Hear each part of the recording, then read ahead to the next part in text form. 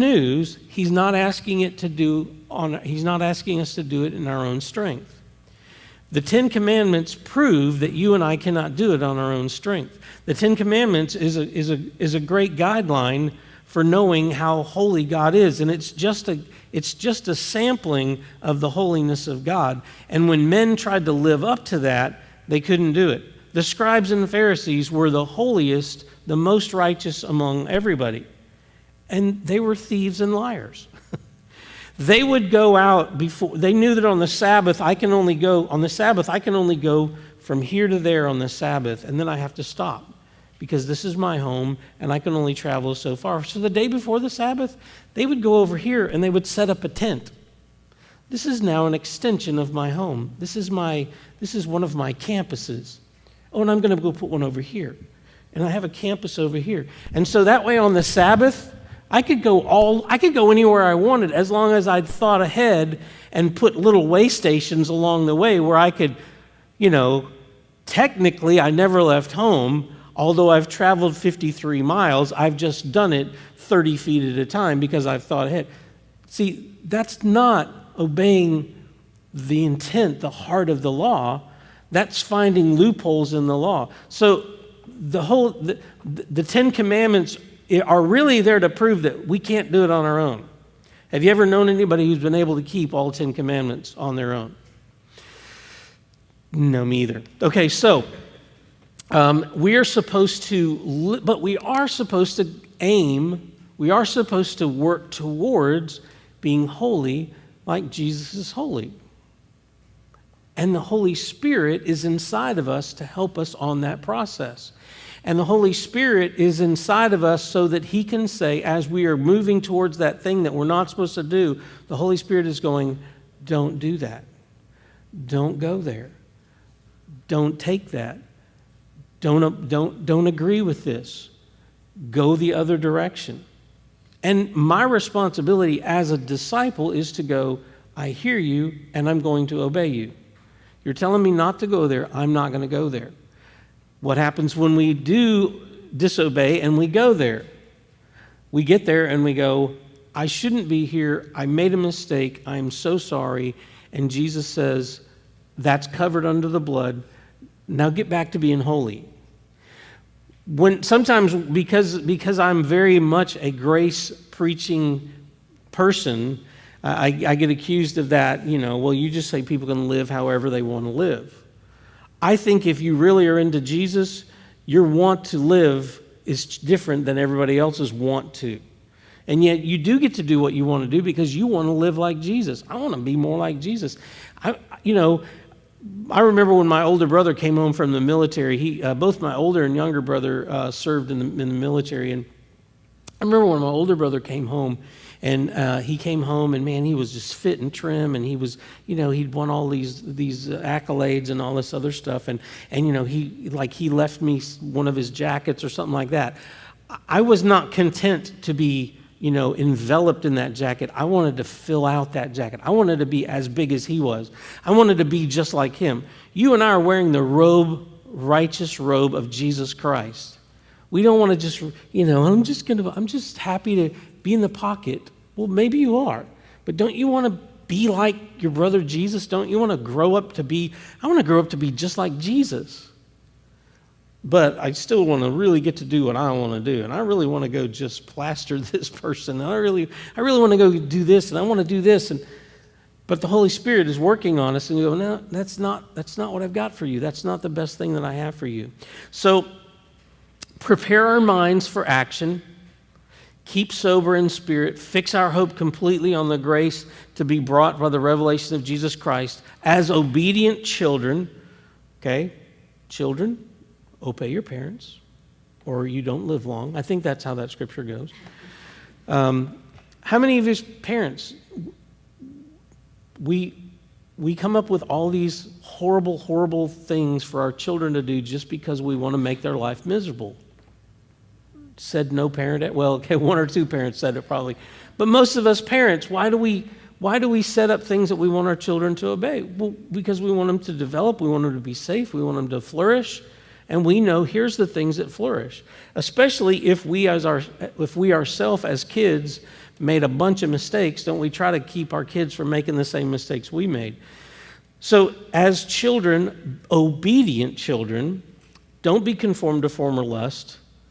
Be like the Holy One who is called. Be holy the way Jesus is holy. You shall be holy, for I am holy. So he's encouraged us to be pure in our actions toward each other. He gives us a list of things to put away. In chapter 2, therefore putting aside all malice, all deceit, hypocrisy, envy, and all slander. To which I say, what's left? I mean, come on. You've taken all the good stuff out. Well, you can't do this. Malice, a desire to injure. I'm going to do this because I want to see that person suffer. I want them to lose their job. I want them to lose their livelihood. I want them to be embarrassed. I want them to be humiliated. I would really like I would just love for that person just to get half killed. That would be good. I just want to, anytime I desire for somebody else to be injured, physically, spiritually, emotionally, financially, that's malice. And as a Christian, I don't get to use malice. It's not supposed to be one of the tools I have in my toolbox. Deceit is decoy, trick, bait and switch. How many of you guys are hunters and you take the decoys out there? Are you doing that because you love waterfowl and I want the ducks to come and lay on the water and I want to go stroke them and I want to pet them and I want to feed them? No, I want to shoot them and eat them. Anytime we put a decoy out there, we're doing it so that we can gain something. Excuse me. So deceit is a decoy, is a trick. Excuse me. Hey, I have water right here. Hold on. Hypocrisy. Hypocrite. An actor. I am an actor. I'm acting out a part. I'm pretending. Why? For the opportunity to gain. I'm going to pretend to be this person's friend because then they'll bring me in their confidence and they'll tell me all their dirty stuff and then I can go spread it around. I'm going to work my way in and I'm going to pretend to be this and I'm going to pretend to be that and there's the person that I am at home and then there's the person that I am at public. There's the person that I am privately. There's the person that's hypocrisy. Again, apparently malice, deceit, and hypocrisy are not something I'm supposed to do. Why? Because Jesus was not deceitful. He was not hypocritical. He was not malicious. Envy, jealousy, but not just jealousy. Jealousy wanting something bad enough that you're willing literally to take it by any means. I'm just so envious of this person's house. I'm envious of this person's life. I'm envious of this person's talent. I'm envious of this person's. So I've got one of two options. I can either steal theirs or I can destroy theirs so there's no longer something that I'm envious of. Not my option. The last of those is slander, defamation of character for the purpose of personal exaltation. It's not just that I want to ruin this person's reputation. By ruining their reputation, I raise my own reputation. I elevate myself. That doesn't actually work. So, Jesus says, here's how you walk with the Father. Peter is saying we walk like Jesus. Did Jesus do any of those things? Ever remember a Bible story about where Jesus tricked somebody or lied to somebody or was deceitful to somebody? No, he never was that. Then Peter starts going about specific relationships. He talks about servants to masters, our equivalent of employees and employers. He talks about wives and husbands, both, how they're supposed to treat each other, submit to each other, how we're supposed to submit and in our authority that's over us, governmental, and those authority, and teaching children to ignore authority. Here's an important thing. Somebody said, anytime we teach children to ignore authority, we literally are teaching them to ignore God. Long term, don't kids, listen, you don't have to obey anybody's authority but mine. Eventually, they'll figure out they don't have to obey yours either. Because if authority is our enemy, and then I'm against all authority. But what does Jesus tell us? God tells us he establishes kings. He establishes leaders. He establishes people. And our duty is to abide by authority. Now, I know that when we get into civil disobedience, and there are examples, and we want to run to that one example where it's okay for me to thumb my nose at the government. But most of the time, our job is to come under authority. So he tells us all these things. Peter does. He's telling us, and then he goes on to say this. He comes back to, apparently I messed this up here. Kelly, just hit down button one time for me. The down button, like somewhere. She'll catch up with us. Kelly's learning today a new thing, so she hasn't driven it off the cliff yet, so we're good. So back to 1 Peter chapter 3, verses 8 through 12. We're going to go back in some.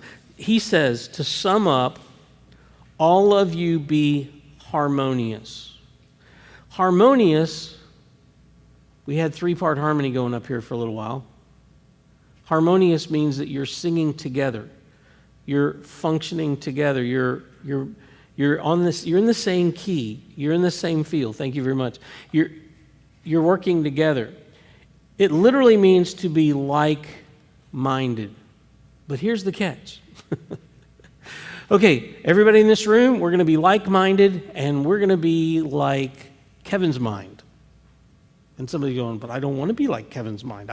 Why can't we be like my mind? My mind's better than Kevin's mind, and I think everybody should be like my mind. See, we're supposed to be like-minded with the mind of Christ. That's good. That's good news, because we don't have to fight over which one of us is smarter. We're just going to go with the mind of Christ is going to be our standard. So we're harmonious, not just with each other, but we're harmonious with the mind of Christ. So we get in these conversations, these arguments, these battles with people over, well, I think it's this, and I think it's this, and I think it's this. When the question should be, okay, what does Jesus think about this? Okay, now am I willing to make my mind be harmonious with his mind? And are you willing to make your mind be harmonious with his mind? If we can all be harmonious with Jesus' mind, we will never be out of harmony with each other. Then harmonious, sympathetic. Sympathetic is walking in someone's shoes, like we said earlier. It's literally looking at somebody and going, man, this person that I work with, they're such a difficult person to deal with. They're mistrusting, and they're hateful, and they're all this stuff. And then you sit down one day and you begin to hear them, you begin to hear their life, and you go, man, you have been hurt bad. You have been deeply wounded. It's no wonder that every time somebody comes by you, you think they're there to hurt you, because you've been hurt so much. And I want to begin to have sympathy for you, and to begin to see how can I maybe what's the childhood story about the kid who takes the thorn out of the lion's paw? Is that ringing a bell? What? It was a mouse? Okay, in my book it was a kid. No, I'm just kidding. It was the mouse, and then the lion and the mouse become best friends, and all that cool stuff. Being sympathetic. Then it goes on to say brotherly, sisterly. Brotherly, basically it's talking about that brotherly love, one towards another. Now, how many of y'all have a sister or brother? How many of you have ever disagreed with your sister or brother just over something minor? She's an idiot. He's an idiot. But did you ever stop being brother or sister? Did you ever stop loving them like, he's my brother, my sister? It's like, I have 2 brothers that I love very much. We disagree on a lot of things. We agree on some things. It's okay. But it doesn't matter, because they're my brothers. They're always going to be my brothers. And that's what we have to do with each other. Well, that guy said, that one time that you said blah, blah, blah, that's it. We're done. Over one thing, but I thought we were brothers. Well, we were brothers right up until you said that one word, and that one word, I can't abide by that. It's like, really?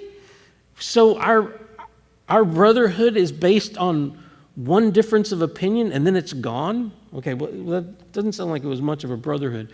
I'm supposed to be brother